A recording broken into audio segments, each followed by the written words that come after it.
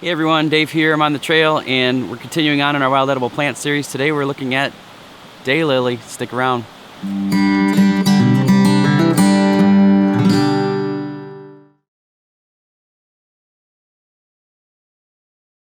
Daylily is one of my favorite plants. I say that a lot. It's one of my favorite wild edible plants. I think all my wild edible plants are my favorites, but daylily is a flower, very prolific in my area. It grows along roadsides and in transition areas.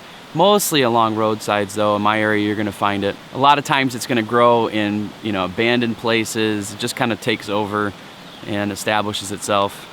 One of the cool things about daylily is that it is a super easy plant to spot from a distance because, as you will see, it's a super bright orange flower. The stalk is hollow. There's no pronounced leaves along the stalk, and at the top of the stalk there are these pods that grow, and these kind of grow to become the daylily flower. Here's a stalk that kind of has mature flower on the top and then also some buds along here. One thing I would really suggest is, in the area where I'm at, they're very prolific, but if you only see a few, just leave them alone, keep looking, because you really don't want to over harvest these because they do take a while for them to repopulate. In this area though where I'm at, there's a lot of them, so I'm pretty good. Identifying them is pretty easy. You've got a long hollow stalk, no real leaves along the stalk, and you've just got this bright orange lily growing on the top. How do you eat it? Well, my favorite way to eat it is just to eat the buds right off the top there before they blossom. They're really good in salads. They're really good with ranch dressing, although I don't tend to bring ranch dressing along with me on the trail. But the buds here are completely edible. They remind me a lot of eating like fresh green beans or something like that, without that sort of sandpapery texture on the shell of the green bean. They're very delicious. I've sauteed them, put them in salads.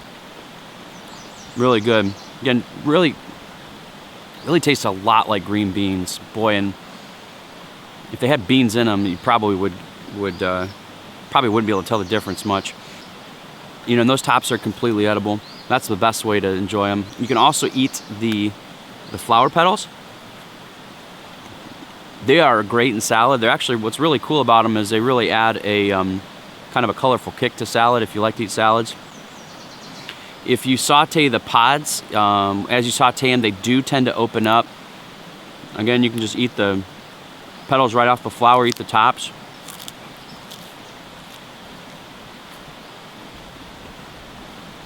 From what I understand, you can harvest and boil the tubers and add them to dishes to spice things up a bit. From what I've read, the tubers actually make an excellent potato substitute, and you just cook them like you would potatoes. One of the things that you should be aware of is that sometimes the raw ones, eating them raw like this, can irritate your throat. They are a little spicy. They kind of have a spicy aftertaste to them sometimes. I kind of enjoy it, but just so you know, sometimes they can irritate, some people's throats. A lot of people like to batter them and fry them, from what I've read. One caution I will say is that eating a lot of quantity of them kind of has a laxative effect, so don't pig out on them too much. As far as poisonous lookalikes, the leaves can kind of resemble iris leaves, but if you're just harvesting the flowers and the tops, they look nothing like iris, so obviously you can just eat those and you're safe. So that's a pretty simple one too, daylily. Be looking out for that as you hit the trail this year. Thank you guys so much for watching this video. Don't forget, if you can, thumbs up, subscribe, share the video, leave a comment below, especially if you've ever used it in something other than salads, or if you have another recipe you've used daylily for. I just like to pick them and eat them straight, or take them home and get some ranch dressing and dip them in ranch and eat them. But if you know of some other way to eat them that's really good, I'd love it if you leave it in the comments. I know I love learning from you guys, and I love the things that you've been sharing. We've been sort of sharing back and forth on this Wild Edible series. So thank you guys so much for watching, and we'll see you in the next video, or we'll see you outdoors. Take care.